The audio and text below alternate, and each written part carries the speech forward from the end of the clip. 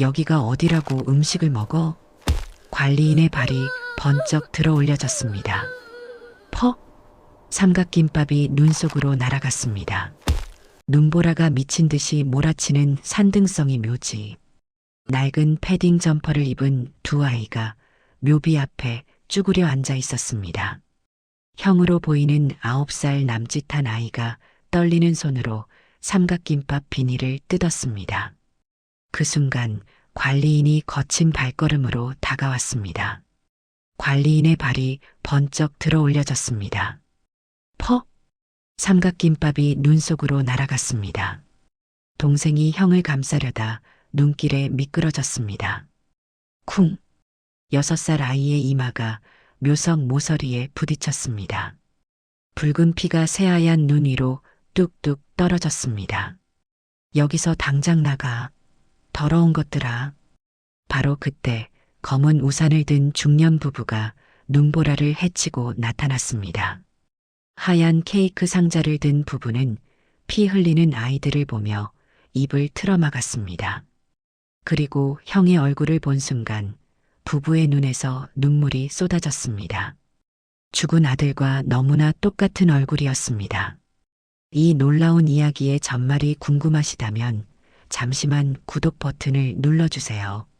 평범해 보이는 사람들의 숨겨진 이야기를 매일 전해드립니다. 이야기는 며칠 전으로 거슬러 올라갑니다. 기록적인 폭설이 예보된 날이었습니다. 검은색 고급 세단 세대가 미끄러운 산길을 천천히 올라갔습니다. 맨 앞 차량 뒷좌석에 앉은 강민철이 창밖을 바라보며 입을 열었습니다. 오늘따라 날씨가 왜 이 모양이야? 사람 잡으라고 작정이라도 했나? 옆자리에 이수진이 검은 코트깃을 여미며 대답했습니다. 현우가 아버지 오시라고 이렇게 눈 퍼붓는 것 같아요. 안 오면 섭섭하다고 떼쓰는 거죠. 무슨 소리야? 그런 말 아무 데서나 하지 마. 저 세상에서도 아버지 기다리고 있을 거예요. 한 번만 더 보자고. 오늘 같은 날 부르는 거겠죠? 이수진의 목소리가 떨렸습니다. 강민철이 다시 창밖으로 고개를 돌렸습니다. 차량 행렬이 묘역 입구에 멈춰섰습니다. 강민철이 차에서 내리자 눈보라가 얼굴을 매섭게 때렸습니다.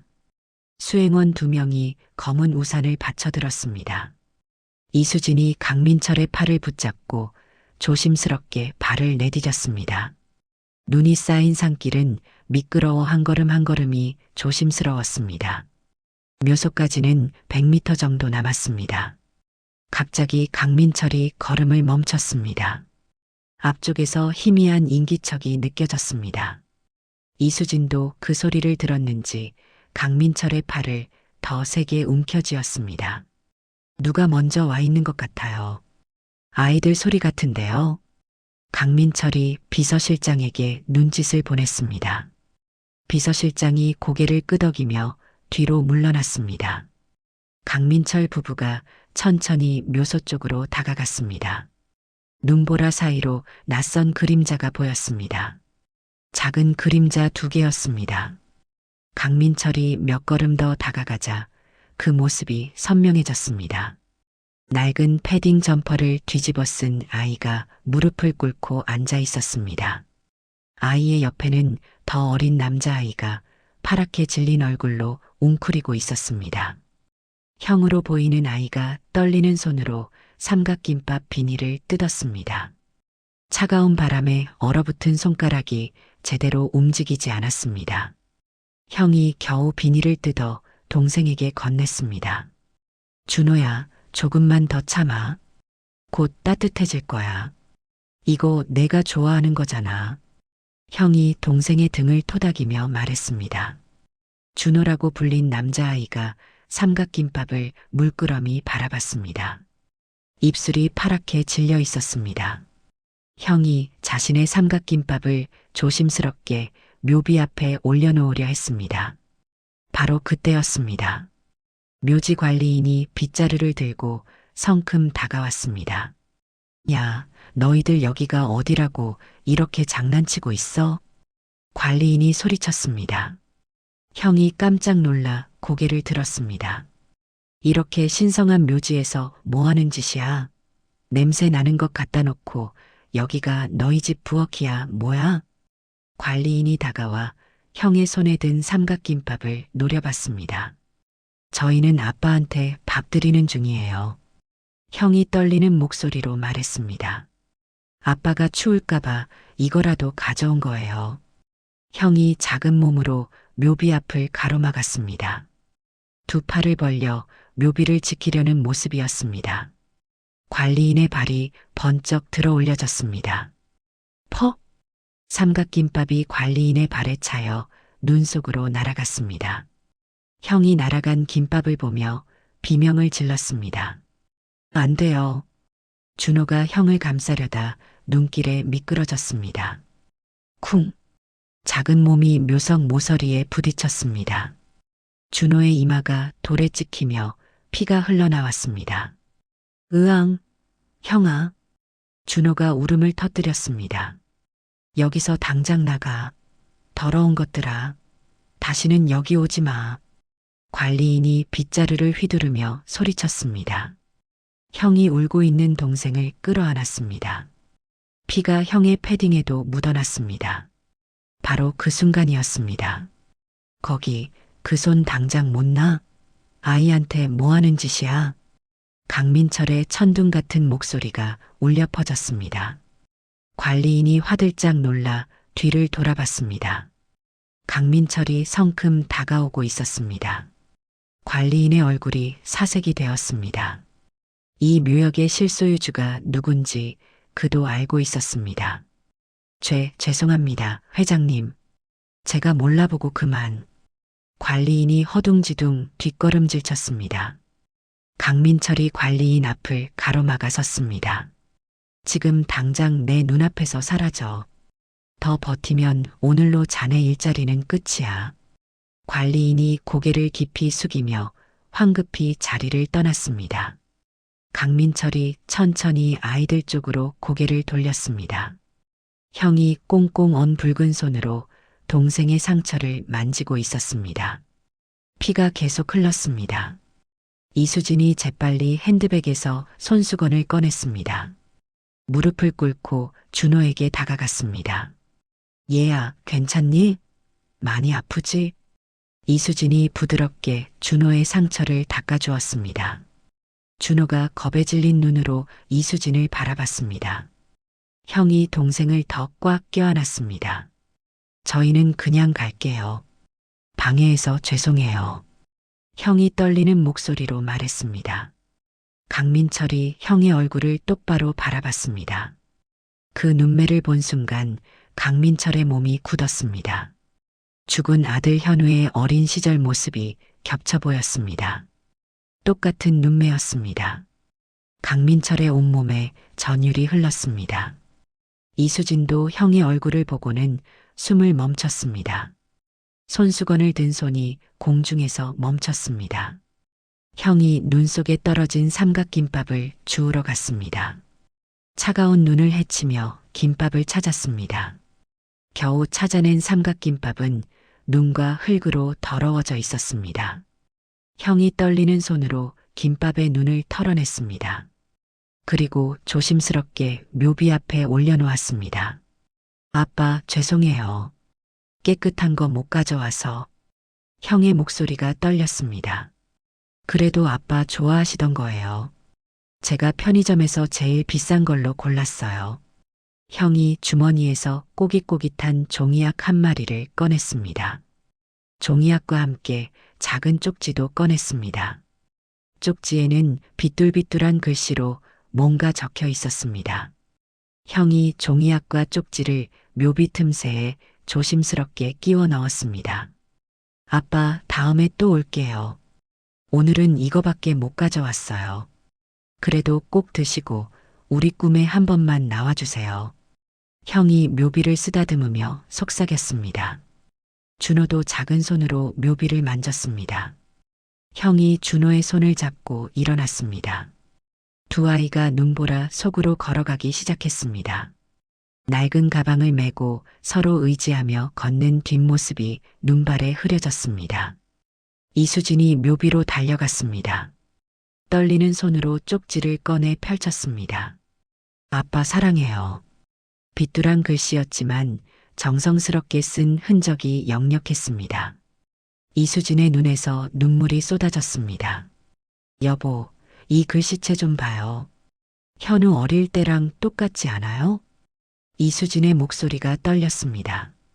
강민철이 쪽지를 받아들었습니다. 그 순간 강민철의 손이 부들부들 떨렸습니다. 죽은 아들 현우의 어린 시절 필체와 묘하게 닮아 있었습니다. 이수진의 다리에서 힘이 풀려 주저앉았습니다. 강민철이 황급히 이수진을 부축했습니다. 정신 좀 차려. 여기서 쓰러지면 현우가 더 걱정해. 강민철이 이수진의 등을 두드렸습니다. 이수진이 흐느끼며 묘비를 끌어안았습니다. 현우야, 현우야. 우리 현우 맞니? 강민철이 비서실장을 불렀습니다. 비서실장이 재빨리 다가왔습니다. 저 아이들 신원 좀 알아봐. 지금 당장. 티나지 않게 조용히. 강민철이 낮은 목소리로 지시했습니다. 알겠습니다, 회장님. 아무도 눈치 못 채게 알아보겠습니다. 비서실장이 고개를 숙이고 재빨리 휴대전화를 꺼냈습니다. 강민철이 다시 눈보라 속을 바라봤습니다. 아이들의 모습은 이미 보이지 않았습니다. 하지만 더러운 삼각김밥을 묘비에 올리고 서로 의지하며 걸어가던 그 뒷모습이 강민철의 눈에 선명하게 남았습니다. 강민철의 가슴 한구석이 뜯겨나가는 듯한 통증이 느껴졌습니다. 그는 주먹을 꽉 쥐고 눈을 감았습니다. 눈보라는 더욱 거세게 몰아쳤습니다.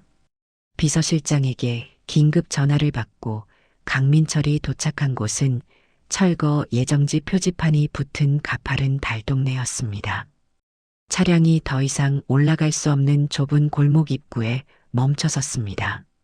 회장님, 제가 먼저 올라가서 살펴보겠습니다. 아니야. 이번엔 내가 직접 가야겠어. 강민철이 단호하게 말하며 가파른 계단을 올라갔습니다. 달동네의 가장 높은 곳, 허름한 판자집이 나타났습니다. 강민철이 깨진 창문으로 들여다봤습니다. 벽면에 걸린 사진 한 장이 강민철의 시선을 사로잡았습니다. 안전모를 쓴 남자가 여자와 아이들과 함께 웃고 있었습니다. 현우 맞아. 저건 분명 내 아들이야. 강민철의 손이 부들부들 떨렸습니다. 방 안에서 형의 목소리가 들렸습니다. 500원, 1000원, 1500원.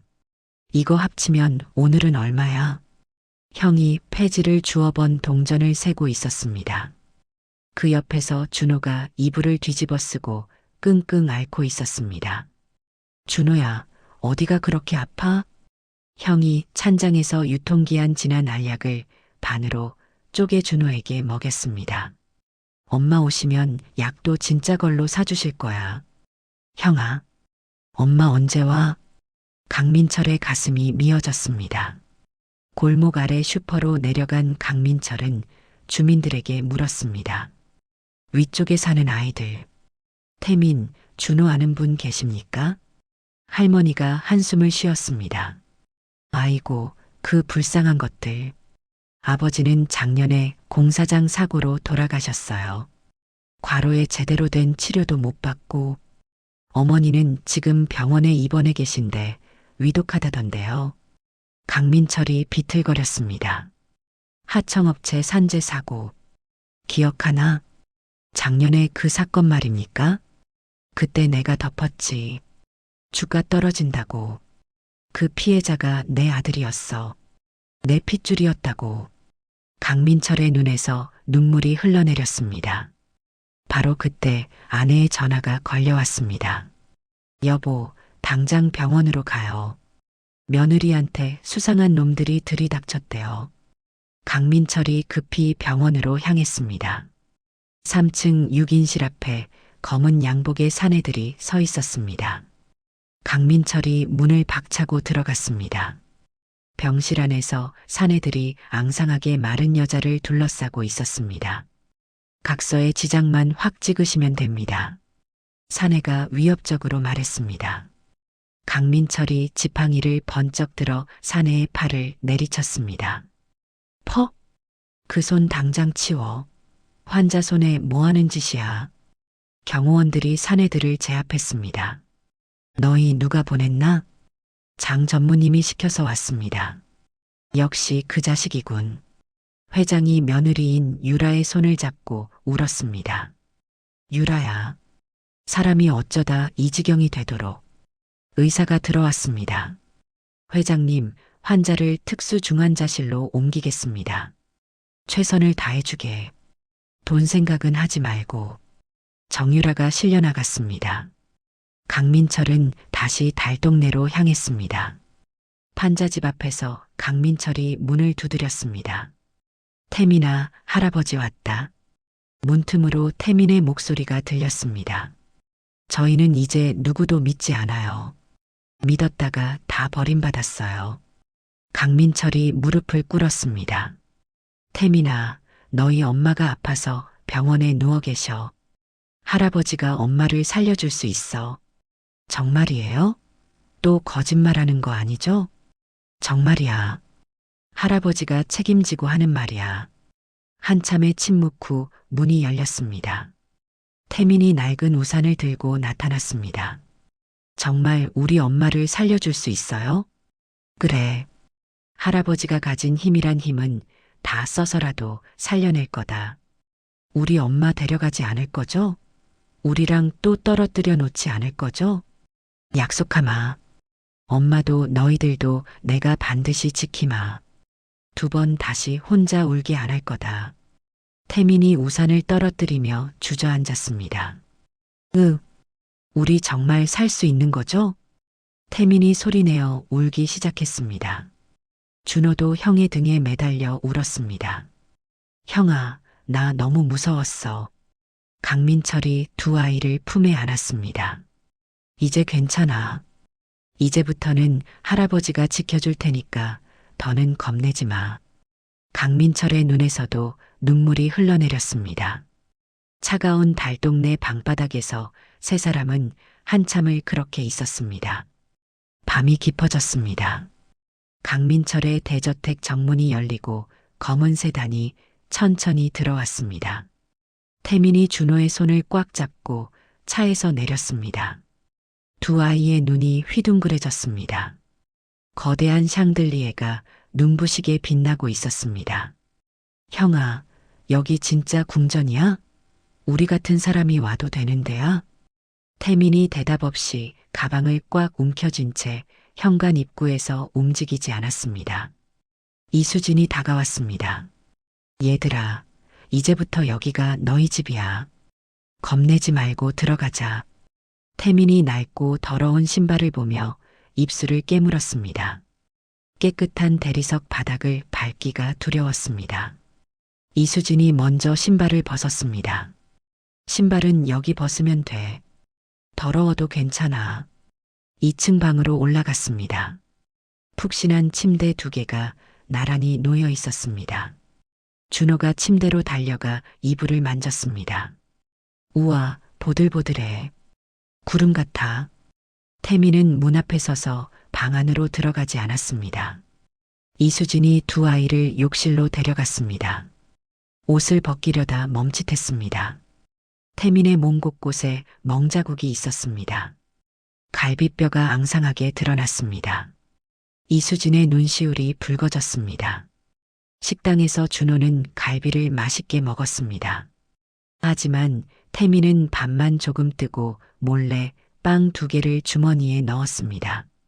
강민철이 그 모습을 봤지만 모른 척했습니다. 밤에 태민은 침대를 거부하고 이불을 바닥에 깔았습니다. 저희는 침대에서 자본 적이 없어요. 너무 깨끗해서 더럽혀질 것 같아요. 태민은 방문 앞에 앉아 잠을 자지 않으려 했습니다. 강민철이 다가가 태민 옆에 앉았습니다. 할아버지, 저 내일부터 일하면 돼요? 병원비 갚아야 하잖아요. 강민철이 태민을 조심스럽게 안았습니다. 너희는 빚을 갚으러 온 게 아니야. 내 손주로서 사랑받기 위해 온 거야. 여기서는 그거면 충분해. 태민의 눈에서 눈물이 쏟아졌습니다. 으앙, 엄마 힘들게 한 어른들 다 미웠어요. 강민철이 태민의 등을 토닥였습니다. 이제 괜찮아. 다 괜찮을 거야. 태민이 한참을 울다가 긴장이 풀려 잠들었습니다. 며칠이 흘렀습니다. 저택 곳곳에서 아이들의 웃음소리가 들렸습니다. 준호가 정원에서 공을 찼습니다. 태민이 거실 소파에서 책을 읽었습니다. 강민철이 중요한 미팅을 취소하고 일찍 퇴근했습니다. 태민아, 글씨 참 예쁘구나. 정말요? 학교 선생님은 빨리 쓰라고만 했어요. 태민이 환하게 웃었습니다. 오랜만에 느끼는 행복이었습니다. 한 달이 흘렀습니다. 이른 아침 강민철의 휴대전화가 울렸습니다. 회장님, 저주치의 이민준입니다. 좋은 소식입니다. 환자분이 의식을 되찾으셨습니다. 강민철의 손이 떨렸습니다. 지금 당장 가겠어. 병원에서 정유라가 깨어나 아이들과 상봉했습니다. 엄마, 준호가 정유라의 품에 안겼습니다. 태민도 뛰어들어 세 사람이 얼싸안고 울었습니다. 며칠 후 강민철 가족은 바닷가 별장으로 여행을 떠났습니다. 벚꽃이 만발한 봄날이었습니다. 준호가 환호성을 질렀습니다. 와, 바다다. 진짜 바다야. 강민철이 준호와 모래성을 쌓았습니다. 태민이 정유라와 조개를 주었습니다. 저녁에 태민이 노래를 불렀습니다. 현우가 생전에 자주 불러주던 노래였습니다. 강민철이 어설프게 춤을 췄습니다. 모두가 함께 웃었습니다. 하지만 다음 날 아침 모든 것이 무너졌습니다. TV에 붉은 속보 자막이 떴습니다. 대기업 P그룹 회장, 숨겨진 혼외자, 논란 및 유전자 조작 의혹. 강민철이 커피잔을 떨어뜨렸습니다. 이게 뭐야? 화면에 모자이크 처리된 아이들 사진이 나왔습니다. 가짜 손주라는 자막이 떴습니다. 이수진이 비명을 질렀습니다. 여보, 이게 무슨 말이야? 흰 가운을 입은 남자가 나타났습니다. 강 회장의 아들과 이 아이들의 유전자 일치율은 겨우 30%에 불과합니다. 강민철이 TV 앞으로 다가갔습니다. 30%라니. 말도 안 되는 소리를. 병실에서 찍힌 사진이 화면에 떴습니다. 마치 강민철이 정유라를 위협하는 것처럼 보였습니다. 휴대전화가 미친 듯이 울렸습니다. 회장님, 큰일입니다. 지금 모든 포털 메인에 회장님 기사 도배됐습니다. 강민철이 노트북을 열었습니다. 영상들이 쏟아지고 있었습니다. 재벌 회장을 홀린 꽃뱀 며느리, 유전자 조작 의혹의 진실. 댓글창이 비난으로 가득했습니다. 저런 사기꾼들을 감옥에 보내야 한다. 강민철이 노트북을 덮었습니다. 법무팀 전원 소집해. 지금 당장이다. 정유라가 거실로 뛰어내려왔습니다. 아버님, 저 때문에 이렇게 된 거죠? 아니야. 이건 내 잘못이 아니야. 다음 날 아침 회사 주가가 개장과 동시에 폭락했습니다. 하한가입니다. 매도 주문이 쏟아지고 있습니다. 본사 건물 앞에 시위대가 몰려들었습니다. 강민철 퇴진하라. 가짜 손주 퇴출. 학교에서 태민이 교실 문을 열었습니다. 칠판에 낙서가 가득했습니다. 사기꾼 꺼져. 태민의 다리에 힘이 풀렸습니다. 반 아이들이 태민을 쳐다봤습니다. 야, TV에 나온 애다. 가짜 손주래. 태민이 가방을 집어들고 교실을 뛰쳐나갔습니다. 복도를 달렸습니다. 눈물이 쏟아졌습니다. 병원에도 유튜버들이 몰려들었습니다. 정유라 씨, 한 말씀만 해주세요. 진짜 손주 맞습니까? 간호사들이 제지했습니다. 여기는 병원입니다. 지금 바로 나가세요. 정유라가 과호흡 증세를 보이며 쓰러졌습니다. 행복했던 여행이 순식간에 악몽으로 변했습니다. 강민철이 회사로 돌아왔습니다. 회장실 문이 열리고 장석훈이 들어왔습니다. 뻔뻔한 미소를 띠고 있었습니다. 회장님, 안녕하십니까? 많이 놀라셨죠? 강민철이 벌떡 일어났습니다. 이놈이 여기 왜 왔어? 얼굴 치워. 장석훈이 의자에 앉았습니다. 흥분하지 마십시오. 저는 회장님을 도와드리러 왔습니다. 도와? 이 사태를 만든 놈이 누군데? 회사가 위기입니다. 주가가 폭락하고 있습니다. 투자자들, 언론, 전부 등을 돌리고 있습니다. 장석훈이 서류를 꺼내 책상 위에 올려놓았습니다. 이게 뭔지 아십니까? 긴급 이사회 소집 동의서입니다. 이사들 전원이 서명했습니다. 그래서 회장님께서 사임하시면 저는 이사회에 이렇게 제안할 겁니다. 가족들에 대한 공격은 여기서 멈추자고요. 아이들과 며느님은 건드리지 말자고요. 강민철의 얼굴이 붉게 달아올랐습니다. 그러니까 이놈이 날 끌어내리고 회장 자리에 앉겠다는 소리구나. 회사도 지켜야 하지 않겠습니까?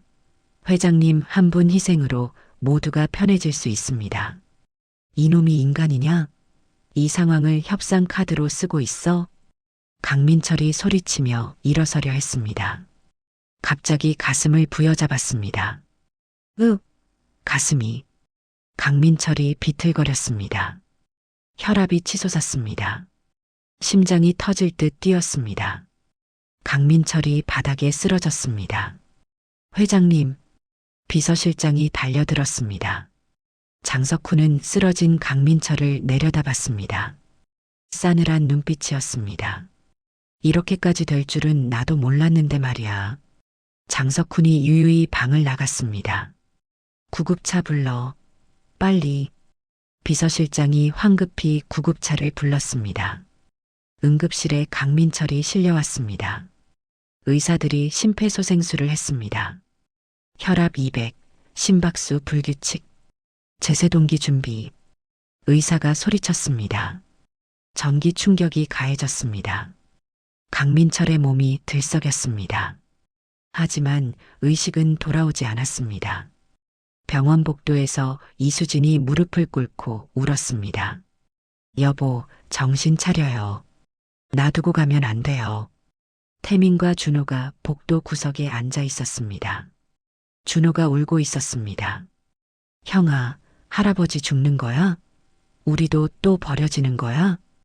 태민이 고개를 저었습니다. 아니야. 할아버지는 안 죽어. 우리 지키겠다고 약속했잖아. 하지만 태민의 눈에서도 눈물이 흘렀습니다. 의사가 나왔습니다. 심근경색입니다. 매우 위중합니다. 72시간이 고비입니다. 이수진이 주저앉았습니다. 사흘이 지났습니다. 강민철은 여전히 의식이 없었습니다. 중환자실 밖 복도가 무거운 침묵에 휩싸였습니다. 그때 장석훈이 병원에 나타났습니다. 이수진에게 서류를 내밀었습니다. 사모님, 이 상황 끝내고 싶으시면 여기 서명하시면 됩니다. 회장직 이양 동의서입니다. 당장 꺼지세요. 이수진이 소리쳤습니다. 복도 끝에서 태민과 준호가 그 모습을 목격했습니다. 두 형제가 화장실에 숨어 울었습니다. 형아, 우리 또 버려지는 거야? 할아버지 죽으면 우리 어디가? 태민이 준호를 끌어안았습니다. 모르겠어. 이번엔 정말 끝인 것 같아. 그때 병실에서 정유라의 비명 같은 울음소리가 들렸습니다. 아버님, 제발요. 아이들 약속하셨잖아요. 제발 깨어나세요. 정유라가 강민철 침대 옆에서 오열했습니다. 복도에 아동복지과 직원이 나타났습니다. 보호자 없는 아동들 임시 보호 조치 들어갑니다. 직원이 서류를 들고 말했습니다. 이수진이 소리쳤습니다. 안 돼요. 내 손주들이에요. 혈연 증명이 안 되고 있습니다. 법적 절차 따라야 합니다. 직원이 단호하게 말했습니다. 태민과 준호가 짐을 싸기 시작했습니다. 두 형제는 다시 혼자가 되는 것이었습니다. 태민이 옷장 깊숙한 곳을 뒤지다가 낡은 상자를 발견했습니다. 아빠가 준 거였지. 태민이 떨리는 손으로 상자를 열었습니다. 할아버지의 생일로 비밀번호를 맞췄습니다. 딸칵. 상자 안에 다이어리와 USB가 있었습니다. USB에는 진실이라고 적혀 있었습니다. 태민이 다이어리를 펼쳤습니다. 아빠의 필체였습니다. 장석훈 전무가 나를 협박했다. 폐기물 불법 처리건을 내가 뒤집어 쓰지 않으면 가족을 해치겠다고. 태민의 손이 떨렸습니다. 다음 장을 넘겼습니다. 아버지께 이 사실을 알려야 하지만 증거가 없다. 장석훈은 모든 걸 치밀하게 계획했다. 태민이 USB를 꺼냈습니다. 이것이 증거였습니다. 태민이 USB를 꽉 쥐었습니다. 할아버지, 아빠가 남긴 거예요. 이걸로 우리가 이길 수 있을 거예요. 태민의 눈빛에 결연함이 서렸습니다. 복도에서 이수진이 아동복지과 직원과 실랑이를 벌이고 있었습니다. 태민이 뛰어나왔습니다. 할머니, 이거 봐요. 태민이 USB를 내밀었습니다. 아빠가 남긴 증거예요. 이걸로 할아버지를 구할 수 있어요. 이수진이 USB를 받아들었습니다. 떨리는 손으로 태민을 끌어안았습니다. 태민아, 우리 태민이. 절망의 끝에서 희망의 빛이 보이기 시작했습니다. 주주총회 당일 아침이었습니다. 컨벤션홀 앞에 취재진이 인산인해를 이뤘습니다. 주주들이 분노한 표정으로 입장했습니다. 강민철 당장 물러나라. 회의장 안 단상 위에 장석훈이 서 있었습니다. 존경하는 주주 여러분, 강민철 회장의 건강 상태는 심각합니다. 이제 제가 회사를 바로 세우겠습니다. 몇몇 주주들이 박수를 쳤습니다. 그럼 지금부터 강민철 회장 해임에 대한 투표를. 바로 그때 홀 뒤쪽 문이 열렸습니다. 강민철이 휠체어를 타고 나타났습니다. 링거를 꽂은 채였습니다. 태민이 한 손으로 휠체어를 밀고 다른 손으로 준호의 손을 잡았습니다. 장내가 순식간에 정적에 휩싸였습니다. 장석훈의 얼굴이 굳었습니다. 강민철이 마이크를 잡았습니다. 내 아들을 죽인 범인이 이 자리에 있다. 홀이 술렁거렸습니다. 태민이 USB를 비서실장에게 건넸습니다. 대형 스크린에 영상이 재생되었습니다. 장석훈과 낯선 남자의 대화였습니다. 폐기물은 어디에 버렸나? 좋아. 강현우한테 덮어씌워. 또 다른 영상이 재생되었습니다. 장석훈이 현우를 협박하는 장면이었습니다. 조용히 덮어쓰고 나가. 안 그러면 가족은 무사하지 못할 거야. 음성 파일이 흘러나왔습니다. 강현우가 죽었다고? 잘됐군. 이제 증거가 사라졌어. 홀이 경악으로 들끓었습니다. 이게 다 뭐야? 살인교사야, 이거? 장석훈이 소리쳤습니다. 이건 조작이야. 조작된 증거야. 그때 형사들이 들어왔습니다. 장석훈 씨 횡령과 살인교사 혐의로 체포합니다. 찰칵. 수갑이 장석훈의 손목에 채워졌습니다. 태민이 마이크 앞으로 다가갔습니다. 우리 아빠는 당신 때문에 돌아가셨지만 진실은 절대 죽지 않아요. 주주들이 기립박수를 쳤습니다. 강민철이 태민과 준호를 끌어안았습니다. 하지만 이 아이들은 제 진짜 손주들입니다. 앞으로 투명하게 경영하겠습니다. 주주들이 다시 박수를 쳤습니다. 석 달이 흘렀습니다. 법원에서 장석훈에게 15년형이 선고되었습니다. 회사는 투명 경영으로 주가가 안정을 되찾았습니다. 강민철이 대국민 기자 회견을 열었습니다. 저는 경영자로서 많은 잘못을 저질렀습니다. 숫자만 보고 사람을 보지 못했습니다. 아들을 잃고 나서야 제 과오를 깨달았습니다. 강민철이 고개를 숙였습니다. 며느리와 손주들을 정식으로 호적에 올렸습니다. 너무 늦게 품에 안았습니다. 그게 제 가장 큰 죄입니다. 태민이 학교에 복학했습니다. 친구들이 사과했습니다. 태민아, 그때는 우리가 너무 어렸다. 미안해. 괜찮아. 이제 다 지났어. 준호는 태권도 도장에 다니기 시작했습니다. 야야, 선생님이 나보고 잘한다 그랬어. 정유라는 평온한 일상을 되찾았습니다. 이렇게 밥 해주고 학교 보내고 이게 진짜 꿈꾸던 삶이었는데 벚꽃이 만발한 봄날이었습니다. 강민철 가족은 현우의 묘소를 찾았습니다. 노란 프리지어와 빨간 튤립이 화사하게 피어 있었습니다. 묘비 앞에 따뜻한 밥과 갈비찜이 올라갔습니다. 더 이상 삼각김밥이 아니었습니다. 준호가 묘비 앞으로 뛰어갔습니다. 아빠, 나 태권도 배웠어. 이거 돌려차기야. 준호가 태권도 동작을 선보였습니다. 강민철이 박수를 쳤습니다. 우리 준호 멋지구나. 현우도 저기서 보고 박수 치겠네. 태민이 성적표를 꺼냈습니다. 아빠, 나 전교 1등 했어. 아빠 딸 맞지? 정유라가 묘비를 쓰다듬었습니다. 여보, 우리 아이들 잘 크고 있어. 당신이 걱정하던 건 다 해결됐어. 이제 다 행복해. 강민철이 묘비 앞에 무릎을 꿇었습니다. 현우야, 못난 아버지를 용서해라. 눈물이 주르륵 흘렀습니다. 내가 남긴 보물들, 내 남은 생을 바쳐 지키마. 이수진이 강민철의 어깨를 감쌌습니다.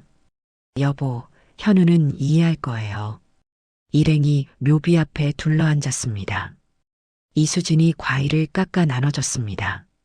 오늘은 현우 목까지 먹어야 해. 응, 이거 아빠 것도야. 모두가 웃었습니다. 도란도란 이야기를 나눴습니다. 따스한 봄 햇살이 가족들을 비쳤습니다. 태민이 하늘을 올려다봤습니다. 구름 모양이 웃는 얼굴처럼 보였습니다. 아빠가 웃고 있는 것 같아. 아빠, 우리 잘 살고 있어. 준호도 손을 흔들었습니다. 아빠 안녕. 정유라가 두 아이를 끌어안았습니다. 그래, 우리 아빠한테 자랑스러운 아이들 되자. 해가 서쪽으로 기울었습니다. 태민이 강민철의 손을 잡았습니다. 할아버지, 배고파요. 그래, 집에 가자. 5사람이 손을 맞잡았습니다. 벚꽃잎이 눈처럼 흩날리는 오솔길을 걸었습니다. 석양이 그들의 그림자를 길게 늘렸습니다. 5개의 그림자가 하나로 이어졌습니다. 가족의 그림자였습니다. 묘소에는 따뜻한 밥과 갈비찜이 남아 있었습니다. 가족 사진 한 장이 묘비에 기대어 있었습니다. 활짝 핀 프리지어 꽃이 바람에 흔들렸습니다. 오솔길을 걷는 가족들의 뒷모습이 점점 작아졌습니다. 태민과 준호의 웃음소리가 바람에 실려왔습니다. 강민철이 두 아이의 손을 꼭 쥐었습니다. 정유라가 이수진과 팔짱을 꼈습니다. 5사람이 함께 걸어갔습니다. 벚꽃잎이 축복처럼 내렸습니다. 묘비 위로 석양빛이 부드럽게 내려앉았습니다. 따뜻하고 평화로운 빛이었습니다. 하늘에서 한 줄기 햇살이 묘비를 비쳤습니다. 마치 현우가 가족을 축복하는 것 같았습니다. 벚꽃잎이 마지막으로 한 번 더 흩날렸습니다. 그리고 조용히 땅에 내려앉았습니다. 따뜻한 봄날의 오후였습니다. 가족들은 서로를 지키며 새로운 내일을 향해 걸어갔습니다. 그들의 앞날에는 희망만이 가득했습니다.